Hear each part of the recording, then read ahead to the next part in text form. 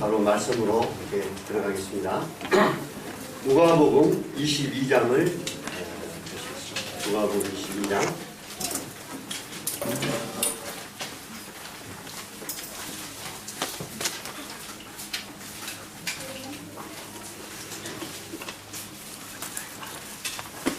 (63절부터)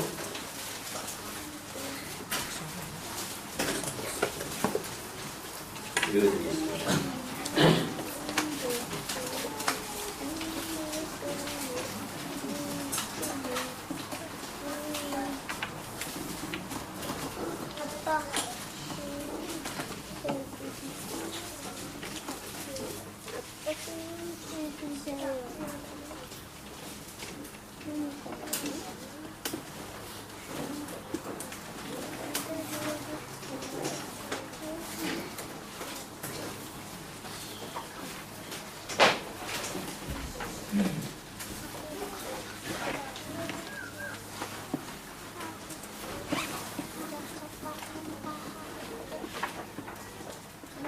네, 죄송합니다. 66절부터 날이 샘에 백성 장로들 곧 대제사장들과 서기관들이 모여 예수를 그 공회로 끌어들여 가로되 네가 그리스도여든 우리에게 말하라. 대답하시되 내가 말할지라도 너희가 믿지 아니할 것이요 내가 물어도 너희가 대답지 아니할 것이니라.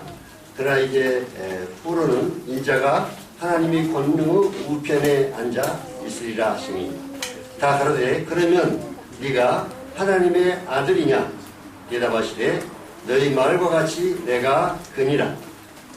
저희가 가로되 어찌 더 증거를 요구하리요 우리가 친히 그 입에서 들으노라 하더라.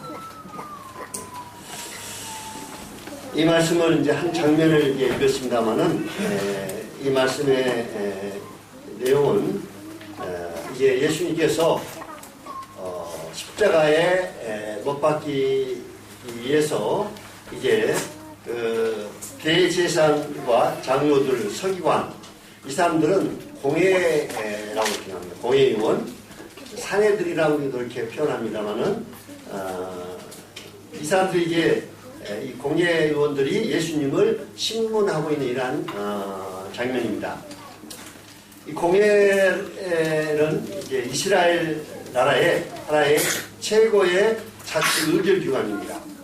공회의원은 71명으로 이렇게 구성되어 있는데 그 중에 이제 대제사장이 공회의장이고 서기관, 장로들, 바리새인 이런 사람들 중에서 71명을 이제 뽑아서 이제 입법이라든지 사법권이 이제 있습니다. 그래서 어떤 죄를 이제 신문하고 재판할 때 이 공회의원들이 이제 재판하는 것입니다. 신문하고. 그래서 여기 보니까 예수님을 재판하기 위해서 이 공회의원들이 예수님을 신문하는 이런 모습이 여기에 기록되어 있습니다. 하나님의 아들이신 예수님이 이제 이 사람들에게 지금 이제 신문을 받고 있는 이러한 모습입니다. 특별히 이 말씀 가운데서 이제 예수님에게 어떤 질문을 했냐면요. 네가 하나님의 아들이냐? 이런 질문을 이제 한 겁니다. 내가 하나님의 아들이냐? 예수님에게 물어봤습니다. 자, 그러니까 예수님이 뭐라고 대답했습니까? 너희 말과 같이 내가 그니라. 이 말은 무슨 말입니까? 내가 바로 하나님의 아들이다. 이렇게 분명히 대답을 한 것입니다. 자, 하나님의 아들이라고 하는 이 의미는 유대인들의 통례로 하나님의 아들이라고 하는 이 의미는 어떤 의미냐면요. 하나님이다 하는 뜻입니다. 하나님. 자, 한번 생각해 보십시오. 하나님이 아들을 낳고 우리처럼 이렇게 딸을 낳고 아들 낳고 그러겠습니까? 그래서 하나님의 아들이라고 하는 이 유대인들의 이 표현은 바로 하나님이다 하는 뜻입니다. 그러니까 이 공회의원들이 예수님을 질문하실 때 네가 하나님의 아들이냐 이 말씀은 네가 하나님이냐 이제 이렇게 질문하는 것입니다. 그때 예수님께서 내가 너희 말과 같이 바로 맞다. 내가 바로 하나님의 아들이다. 즉 말해서 하나님이다. 이렇게 말씀을 대답을 하신 것입니다. 여기에는 기록되지 않습니다만 이 말을 듣고 대제사장이 이제 옷을 찢고 다른 말씀 보면은 옷을 이렇게 찢고는 예수님에게 참나한 말을 하였다. 참나한 말을 하였다. 더 이상 무슨 증거가 필요하겠느냐 이렇게 이제 말씀하는 겁니다. 그래서 참나한 말을 했다 이 말은 신성모독을 했다 이런 표현입니다. 왜 신성모독을 했다고 하겠습니까?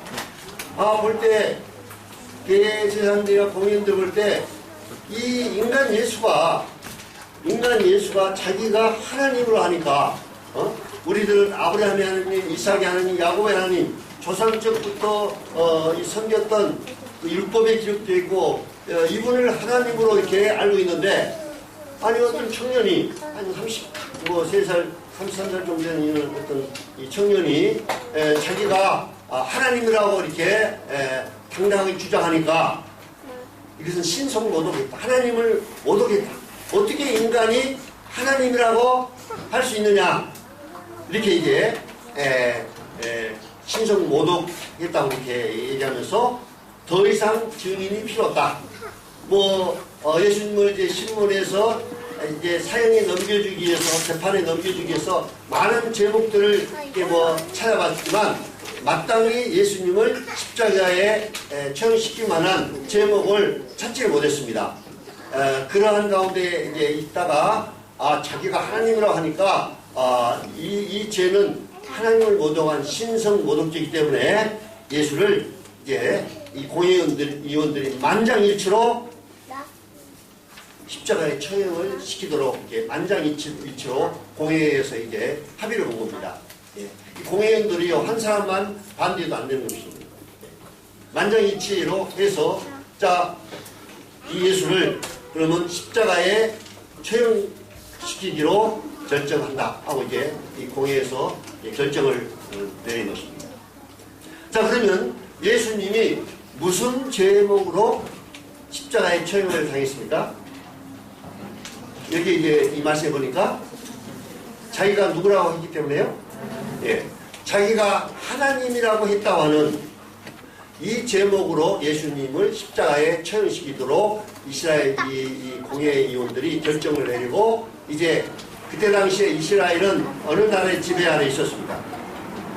로마의 지배 아래 있었기 때문에 사형권이 없었어요. 사형 언도를 내릴 수 있는 사형권이 없었습니다. 우리나라 36년 동안 어디 나라의 지배를 받았죠?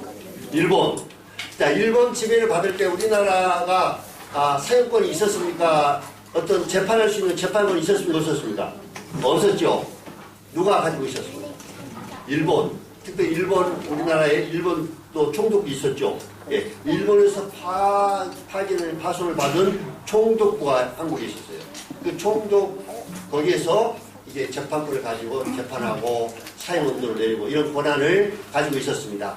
마찬가지로 로마가 이스라엘을 지배하고 있었기 때문에 이제 이스라엘 백성들은 예수님을 십자가에 처형시키고 싶어도 자기들은 그런 권한이 없기 때문에 예수님을 끌고 이제 누구한테 가냐면 이제 빌라도 총독에게 이제 간 겁니다. 빌라도 총독에게 가서 이제 이 예수를 십자가에 처형시켜 달라고 이렇게 이제 부탁하는 거예요. 그랬을 때 이 빌라도 총독이 또 예수님을 신문했습니다. 여러 제목들을 이렇게 찾아봐도 아무리 찾아봐도 이 예수를 유대인들이 끌고 온 이 사형시키라고 이제 지금 끌고 온 이 예수를 아무리 찾아봐도 십자가에 처형시킬 만한 그러한 제목을 이 빌라도 총독도 찾지를 못했던 것입니다. 찾지를 못했어요. 그래서 이제 예수님을 채찍질 해가지고 때려서 놓아주려고 이렇게 이제 생각을 했는데 유대인들이 그 총독 앞에서 뭐라고 소리를 지르느냐면요. 소리에 보면 저희가 소리 지르며 큰 소리로 소리 지르면서 없이 하소서 저를 십자가에 못 박게 하소서. 십자가에 못 박게 하라고 막 총독에게 이스라엘 백성들이 이제 마치 데모한 것처럼 지금도 뭐 우리나라 데모하거나 또 국회의원들이 야당들이 못 하려면 뭡니까? 뭐 합니까? 이렇게 국회의사당이라든지 이런 데 가서 이렇게 하면서 구호를 막 이치고 그러잖아요? 그렇죠? 예. 제 구호가 생각이 안 납니다만은. 그러면서 이제 막 이렇게 데모를 하는 거예요. 이스라엘 백성들도 마치 이제 오늘날 말하면 예수님을 십자가에 처형시키라고 막 이제 데모를 벌인 겁니다. 데모를. 이렇게 이제 하니까 빌라도 총독이 이제 두려운 거예요. 만약에 유대인들이 예수님을 십자가에 처형시키라고 저렇게 좀 난리를 치고 있는데 만약에 그냥 예수님을 십자가에 넘겨주지 않고 풀어주면 이 단호한 반란을 일으킬 수 있는 이런 이제 위기가 조성되고 이러기 때문에 빌라도 총독은 예수님을 십자가에 넘겨줄 만한 제목을 찾지 못했지만 결국은 이제 유대인들이 이제 반란을 일으키려니까 어떻게 했습니까? 그들의 비율을 맞춰주기 위해서 그냥 예수님을 십자가에 넘겨주도록 이렇게 이제 허락을 한 겁니다.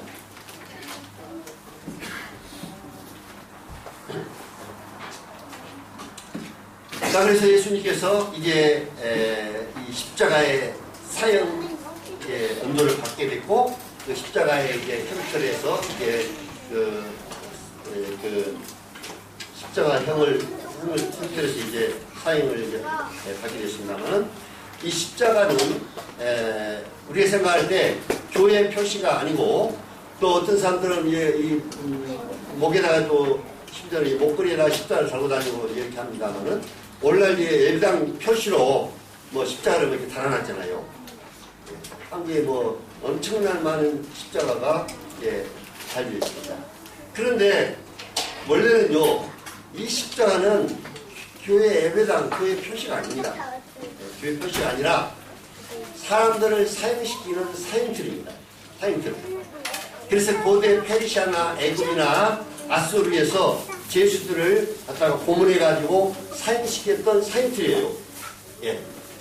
그래서 이 페르시아나 애굽이나 아수르에서 제수를 갖다가 사형시키는 이 사형법을 갖다가 로마에서도 도입을 해가지고 이 사형법을 로마에서도 사용시켰습니다. 역사에 보면은 옛날 로마 황제들이요 어마어마한 많은 사람들을 이 십자가에다 그냥 매달아가지고 사형시키는 이런 기록들이 받은 역사에 많이 기록되어 있습니다. 그래서 예수님도 로마 법에 의해서 십자가의 사형을 이제 받게 된 겁니다. 만약에 유대인 법에 의하면 어떤 사형을 했겠습니까? 네? 신성 모독죄를 지었을 때 유대법에 하면은 어떤 사형을 당했겠어요? 예, 돌로 칩을 당해야 돼요. 예. 예수님을 이렇게 공개청입니다. 공개청. 예. 김정은이는 자기 누구를 갖다가 뭘로 쏴 주겠습니까? 무슨 좋은 그냥 흔적도 없이 그냥 쏴서 많은 사람들도 그것도 보는데 공개청으로 이게 죽이는 그런 일을 하고 있잖아요. 네, 김정은이가. 그런데 유대법은 이제 그 사형시킬 때는 어떻게 하냐면요, 사람들 다 모아놓고 공개처형을 시킵니다. 그래가지고 거기 있는 사람들 돌을 들어가지고 한 사람 한 사람 돌을 던져가지고 죽을 때까지 돌을 던져서 사람을 이제 사형시키는 거예요. 그것도 끔찍한 사형이죠. 그렇죠. 예. 그런데 로마 법은 그런 법이 다르기 때문에 이제 예수님을 십자가에 이제 사형시키도록 이렇게 예수님이 십자가에 달려서 사형을 당하도록 이렇게 한 것입니다. 자, 십자가에 이제 체험을 하기 전에 어떤 이제 일이 벌어지냐면요, 제수들을 갖다가 채찍질을 이제 하는 겁니다. 십자가에 내일 이제 달려서 이제 처형시킨다 하면 그 전날에 예수를 이제 데려다가 이게 채찍질을 이제 하는데요. 이 무서운 이것도 참 이 형벌인데요. 대개 이 채찍을 어떻게 만드냐면 손잡이가 이렇게 딱 달려있고 손으로 이렇게 잡을 수 있는 손잡이가 달려있고 거기에 이제 가죽으로 이렇게 달아가지고 여러 가닥으로 이렇게 한 보니까 역사 기록은 한 39개의 가닥으로 이렇게 줄이 이렇게 달려있습니다. 채찍이 한 가죽으로 이렇게 하나만 달리는 것이 아니라 여러 39개의 가닥으로 이렇게 딱 달려있는데 그 가죽 끝에는 이제 무엇을 이제 달았냐면요. 뼈 조각이나 쇠붙이를 이제 하는 거예요. 뼈 조각이나 쇠붙이를 달아가지고 이제 로마 군들이 그 채찍을 딱 잡고 이렇게 해서 그 제수를 발가벗게 놓고는 이게 막 찍찍 이렇게 치는 겁니다. 특별히 이게 발가벗은 가운데 등이라든지 뭐 어깨 이런 데 이렇게 치면은 쳐서 그 쇠붙이가 이제 끝에 이제 달렸기 때문에 살이 박히는 거예요. 그러면 어떻게 되냐면 그대로 잡아당기면은 살이 박토랑처럼 패이고 살점이 막 떨어나가고 이런 아주 무시무시한 이 채찍도 하나의 무서운 이런 그 체형이었습니다. 그래서 어떤 분들은 살점이 뜯기고 어떤 제수들은 심한 출혈로 인해서 견디지 못하고 죽는 그런 경우도 있답니다. 십자가에 매달리기 전에. 그런데 자, 예수님이 이런 채찍질을 받은 겁니다. 로마 군인들한테. 예수님 발가벗겨놓고 그 채찍에 달려있는 쇠붙이라든지 이 뼈조각이 로마 군들이 내리치면은 예수님 살에 박혀가지고 그래서 잡아당기면은 이 살이 막 뜯겨나오고 이런 무시무시한 이런 이 채찍의 이 형을 예수님 십자가에 가기 전에 하루 전날에 이제 채찍을 받은 겁니다. 그리고 이제 예수님을 이제 사형시키기 위해서 십자가에 사형시키기 위해서 끌고 왔죠. 기진맥진한 그런 가운데서 예수님이 십자가를 이제 나무로 만든 십자가를 이제 메고 이제 가셔야 했는데 제수들이 이제 그 나무들을 십자가 나무를 이제 자기들이 메고 이제 사용하는 장소로 가야 되는데 예수님이 성경에 보면은 쓰러지고 더 이상 힘이 없어가지고 쓰러지고 또 쓰러지고 그래가지고 다른 사람에게 어쩔 수 없이 말고라는 이 다른 사람에게 그 십자가를 예수님 십자가를 대신 짊어지게 해가지고 이제 골고다 산으로 이제 예수님을 끌고 갔던 것입니다.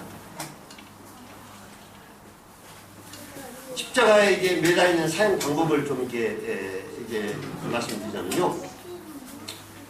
이게 제수들을요 어떻게 하냐면 이 나무가 이렇게 큰 나무가 이렇게 가로로 이렇게 돼 있고 세로 돼 있는데 먼저 이 가로 이렇게 바닥이 된 나무 통나무에다가 제수를 갖다 눕히는 겁니다. 눕혀가지고 이제 거기에서 이제 못을 박는 겁니다. 못을 박는데 이 보통 못의 크기가 7인치 아니면 5인치 되는 이런 아주 끝이 아주 뼈쪽으로 날카로운 이런 대못이었습니다. 그런 그 뼈쪽 날카로운 대못을 우리는 생각할 때 여기다가 이제 박은 걸로 생각하는데 여기다 박으면 어떻게 되냐면요 몸무게에 의해서 이렇게 좀 있으면 이렇게 이것이 찢어져 나가기 때문에 여기 여기다 박으면 여기다가 이제 그 아주 예리한 이제 못을 박는데요. 제가 그 의사들이나 이런 사람들이 이제 이 십자가의 형틀에 달리신 그 고통과 여러 가지 것들을 좀 그 자료를 이렇게 살펴보니까 여기다가 이제 대못을 낙하는 대못을 다 바르면 어떤 통증이 오냐면요. 혹시 형제자매들 이 팔꿈치 한번 어떻게 하다가 여기를 그냥 어떻게 탁 치면은 어떻습니까? 그런 경험 한번 해보셨어요? 짠 하면서 그냥 좀 이상한 그런 어떤 기분에 의해서 짠 하잖아요. 그러니까 그런데 이 팔꿈치로 그렇게 안 치고 망치로 갈까 한 건데 있는 힘을 다해서 한번 쳤다 하셔야 돼요. 이 팔꿈치 여기로 갈까. 그때 얼마나 고통이 심할까. 자, 그런 고통이 이 예수님의 이 손목에다가 대못을 갖다가 놓고 박으면 그런 이제 통증이 온다는 거죠. 의학적으로 이렇게 분석해 볼게요. 그렇게 이제 박은 다음에 이렇게 딱 박은 예수님이 이게 딱 누워졌잖아요. 그러면 그 가루대를 갖다가 딱 들어 올려가지고 이제 입자가 이렇게 딱 밑에 이게 먼저 박혀져 있는데 거기다가 이제 어떻게 하냐면 딱 올려가지고는 이제 여기 이제 딱 붙이는 거예요. 이 일자 그 통나무에다가 이 쇠로 된 통나무에다가 가루된 이 원수 박은 예수님을 갖다가 딱 들어 올려가지고 거기다 탁 고정시키는 거예요. 자, 그러면 예수님이 어떻게 되십니까? 딱 이렇게 벌려진 상태에서 이제 어떻게 하냐면 발에다가 또 이렇게 딱 세워진 그 일자로 세워진 이 세로 그 통나무에다가 예수님 발을 모아가지고 거기다 또 못을 동는 것입니다. 자, 그래서 그렇게 이제 달아놓으면 어떻게 되냐면 몸무게에 의해서 일단 끈을 달아놓은 것도 아니고 몸무게에 의해서 이제 밑으로 쳐지잖아요. 그렇죠? 예. 쳐지면 이제 어떻게 되냐면 이 어깨가 이 뼈가 탈골이 되는 거예요. 탈골. 뼈가 이게 그냥 탈골이란 말 알죠? 네. 뼈가 그냥 이렇게 여기 이렇게 해서 이 뼈가 이렇게 딱 해가지고 이렇게 몸무게에 의해서 이렇게 되니까 여기 뼈가 탈골되는 거예요. 네. 네. 그래가지고 이 시편에 보면은 내 모든 뼈가 뭐라 했습니까? 시편 22편 보면 내 모든 뼈가 어그러졌습니다. 그 탈골된 그런 뼈가 이 몸에서 탈골되어 있는 이런 고통을 그 십자가에 달려있는 그 상태에서 느끼는 거예요. 관련 사람 느끼는 거예요. 그리고 이제 피를 많이 흘리게 되면은 심장이 피를 이제 올릴 수가 없기 때문에 숨을 이제 어떻게 되어 있습니까? 숨을 이제 몰아쉬어야 되겠죠? 그렇죠? 예. 숨을 몰아쉬어야 돼요. 자, 그래서 또 이제 그 의학적으로 이렇게 그분들을 이렇게 살펴보니까 이렇게 이제 매달린 상태에 있다가 피를 이렇게 많이 흘리고 그러면 이제 심장에서 피를 이제 이렇게 포것을 이렇게 해야 이제 숨을 쓸 수 있는데 이제 점점 피를 많이 흘리게 되면 호흡을 하려면 숨을 쉬려면 어떻게 하냐면요. 발꿈치를 이 힘을 줘가지고 발꿈치를 힘을 줘가지고 이렇게 몸으로 이렇게 있는 힘을 다 하면서 호흡을 몰아쉬어가지고 숨을 쉬는 거예요. 우리는 이제 굉장들 그냥 있으니까 쉬지만 십자에 매달린 사람은 숨을 자기가 마음대로 쉴 수 없는 거예요. 자, 그러면 발꿈치에다가 힘을 줘서 들어 올리면서 간신히 호흡을 해야 되는데 그렇게 되면 이제 발꿈치에 힘을 줘야 되니까 발꿈치에 박혀있는 못이 어떻게 되십니까? 움직이니까 힘을 줘야 되면 움직이니까 거기서 말할 수 없는 통증을 이 발목에서 느끼게 되는 거예요. 그렇게 하지 않으면 이제 숨이 이제 모자라니까 있는 힘을 다해서 이렇게 해야 됩니다. 숨을 몰아쉬기 위해서. 그래서 이제 피가 많이 흘리게 되면 수분이 부족하고 이렇게 해서 입이 이제 바트게 됩니다. 그렇죠? 입이 바트게. 군인들이 전쟁하다가 총이 맞아가지고 피를 많이 흘리면 목이 타가지고 막 이제 뭡니까? 물을 이제 근데 주님께서 입이 뭐라고 했습니까? 성경에는 내 힘이 말라서 질기름 조각 같고 내 혀가 이틀에 붙었나이다. 혀가 붙어버렸어요. 주님은 여기 이 혀가 이게 말라가지고 피가 이제 쏟아 많이 흘립니다. 자, 그런 가운데서 주님이 호흡이 멈추기 전에 제일 마지막으로 하신 말씀은 무슨 말씀이십니까? 다 이뤘다고 외칩니다. 다 이뤘다고 하는 이 외침은요, 건강한 사람 우리들이 다 이뤘다 이렇게 있을 수 있지만 십자가에 매달려서 완전히 이제 몸이 탈진된 상태에서 목이 이틀에 붙어가지고 혀가 떨어지지 않는 이런 상태에서 최후의 마지막 힘을 다 쏟아가지고 예수님이 다 이뤘다 이렇게 말씀하시고 이제 유명하시고, 그때 로마 군인이 무엇을 이제 또 찔렸습니까? 창으로 예수님의 옆구리를 찌르니까 폐와 심장을 갖다 그대로 공격합니다. 로마군이 찌르는 창으로 예수님의 폐와 심장을 갖다 깨뜨립니다. 그래가지고 거기서 피와 물이 이제 완전히 다 쏟아진다. 이러한 십자가의 형벌을 예수님이 십자가에서 하셨습니다. 자, 그러면 예수님이 무슨 제목으로 십자가에 달리셨다고요? 무슨 제목으로? 하나님이라는 제목. 내가 하나님이다 하는 이 하나님이라는 제목으로 된 십자가에.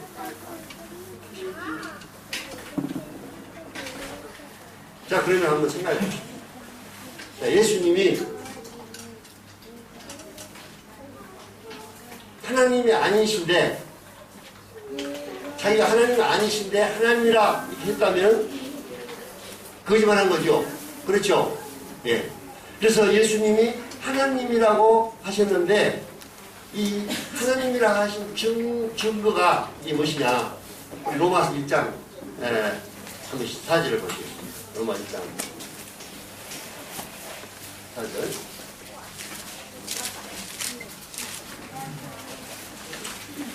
시간이 벌써 많이 갔습니다.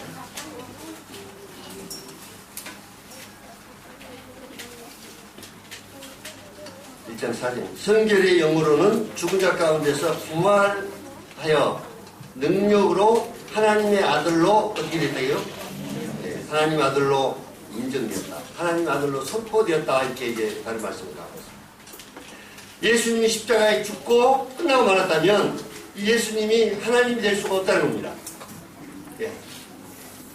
십자가에 죽고 그냥 끝나고 말았다면 그 예수님은 하나의 사리 성인 중에 하나의 한 분이고, 자기가 하나님이라 하고 말했던 이 말이 거짓말이 될 수 있다는 거죠.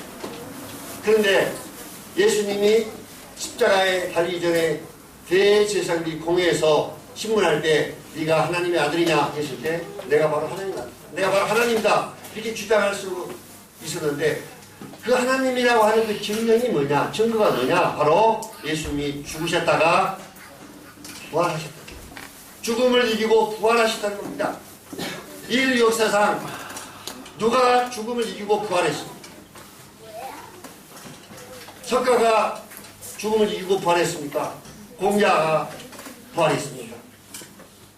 어느 인간이 죽음을 이기고 부활한 사람이 있는 것입니다. 아무도 없습니다. 그래서 예수님이 부활하심으로 하나님이심을 증명하셨고, 도마가 부활하신 예수님을 보고 예수님의 옷자국과 옆구리의 상자국을 보면서 부활하신 예수님을 보고 그 앞에서 뭐라고 고백했냐면 나의 주시며 나의 하나님이라고 도마가 고백한 겁니다. 자, 그러면 우리 형제님들 여기 있는 구두자들한테 한번 물어보겠습니다. 그러면 십자가에 달려서 그 고난과 형벌을 받으신 분이 누가 십자가에 달리신 겁니까? 예? 궁극적으로 누가 십자가에 달리셨습니까? 하나님이 달리셨습니다. 하나님. 하나님이신 예수님이 달리셨는데, 자, 또 한번 질문하겠습니다. 그러면 하나님 예수님이 힘이 없어서 어쩔 수 없이 로마 군인들에 끌려가가지고 십자가에 그냥 달려서 죽으셨겠습니다. 힘이 없어서 어쩔 수 없이. 그렇지 않겠죠? 하나님이라면. 예수님이 십자가에 그 험한 고통과 고난을 스스로 당하셔야 했는데 왜 그러냐? 왜 하나님이 인간의 몸을 입고 오셔가지고 십자가에서 그 고통과 형벌을 십자가에 인간이 감당할 수 없는 그 십자가의 고난을 받으신 겁니다. 무슨 이유 때문에? 자, 그 이유가 성경에 기록되어 있습니다. 이사야서 53장을 보겠습니다. 이사야라고 하는 선지자는 이스라엘 백성 중에 하나의 선지자인데 예수님이 오시기 전에 약 700년 전에 있었던 이러한 선지자인데 예수님이 어떻게 무슨 이유 때문에 십자가에 달리실 것을 말씀하셨어요. 이사야서 53장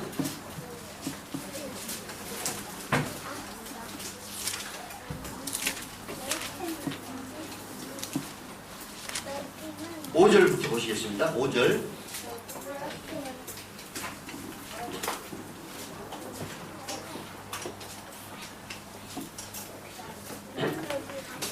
그가 찔림은, 그는 이제 예수 그리스도를 말하고 있습니다.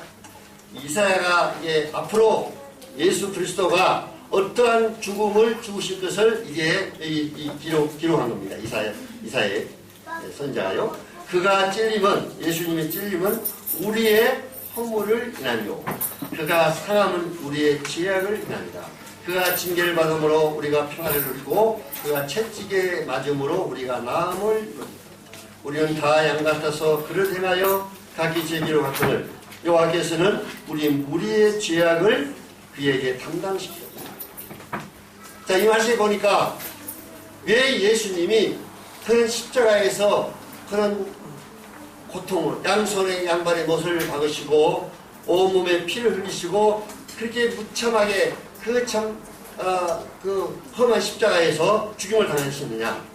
그가 무슨 힘이 없어서 아니면 그가 무슨 죄를 지어서 다니신 것이 아니고 이 성경에 보면은 하나님이 인간의 몸을 입고 오셔서 십자가에 달리신 그분은 바로 하나님이셨는데 하나님이 인간의 몸을 입고 오셔서 그 하나님이 십자가에 달려 죽으시는 거예요.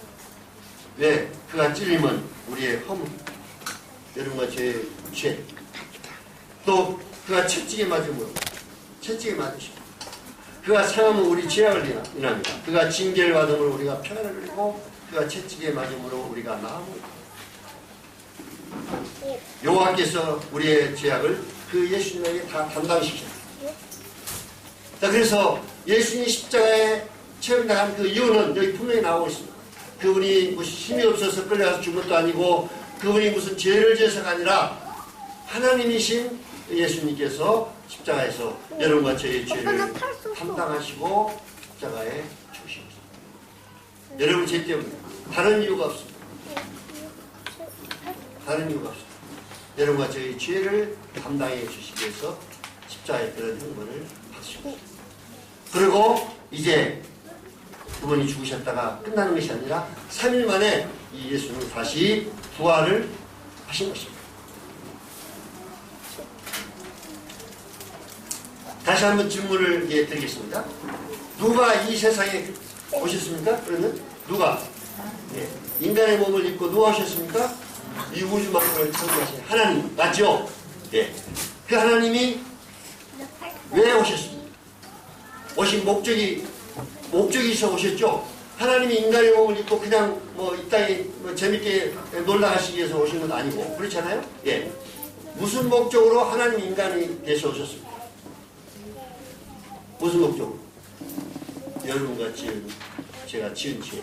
이 죄 문제를 해결하지 않으면 여러분이 그 죄 때문에 영원한 멸망을 봐야 되고 여러분이 심판을 받아야 할 이 죄를 예수님이 십자가에서 담당해 주시기 위해서 하나님이 사람의 몸을 입고 십자가에 죽으십니다. 다른 이유가 없습니다. 다른 이유가 없습니다. 여러분과 저희 죄를 담당해 주십니다. 이 사랑을 깨달은 그리스도인들은 이 사랑에 감동이 돼서 일요일날 예배를 드리는 이유가 왜 우리가 감사를 드립니까? 왜 감사를 드립니까?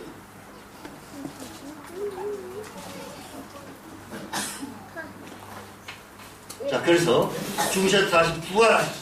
예수님 다시 죽고 끝난 것이 아니라 부활하셨습니다. 자, 요한복음 11장을 이제 시간이 다르기 때문에 보고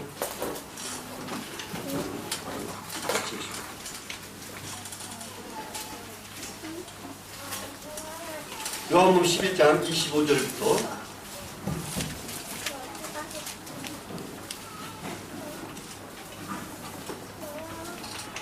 26절까지 같이 한번 읽어보겠습니다.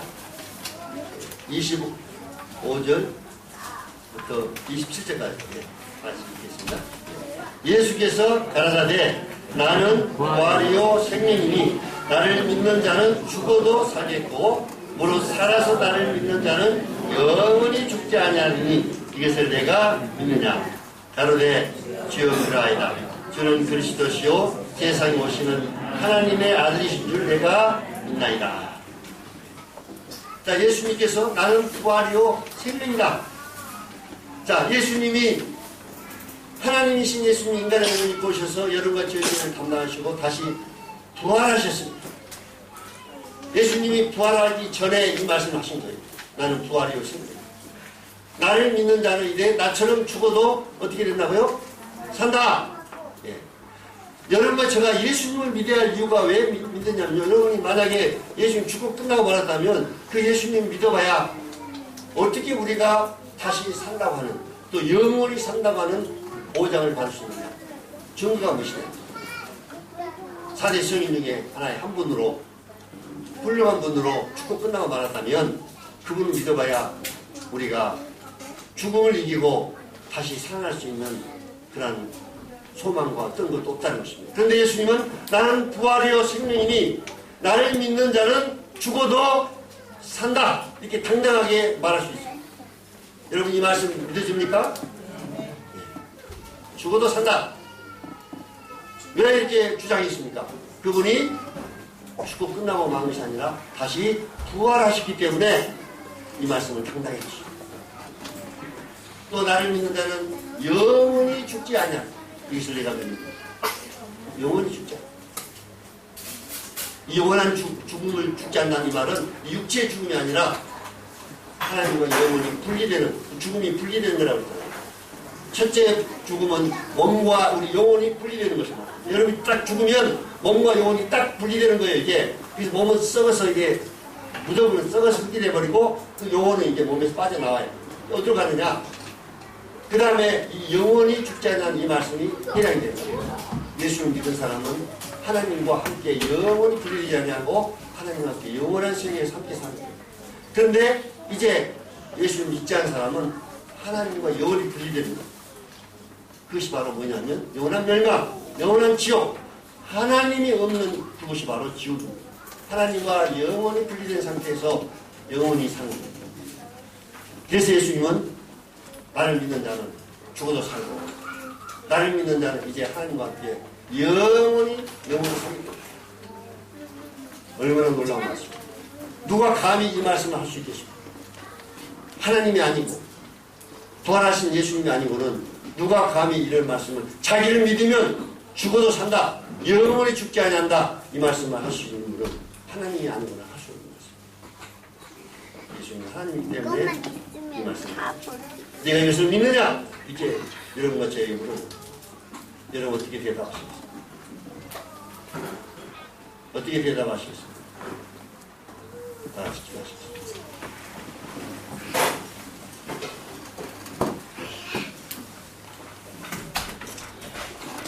오늘 하나님 앞에서 여러분이 네가 나를 믿느냐고 주님이 나는 부활이요 생명이니 나를 믿는 자는 죽어도 산다. 나를 믿는 자는 이제 영원히 나와 함께 산다. 그렇게 말씀하십니다. 이런 스스로 마음에서 대답을 스스로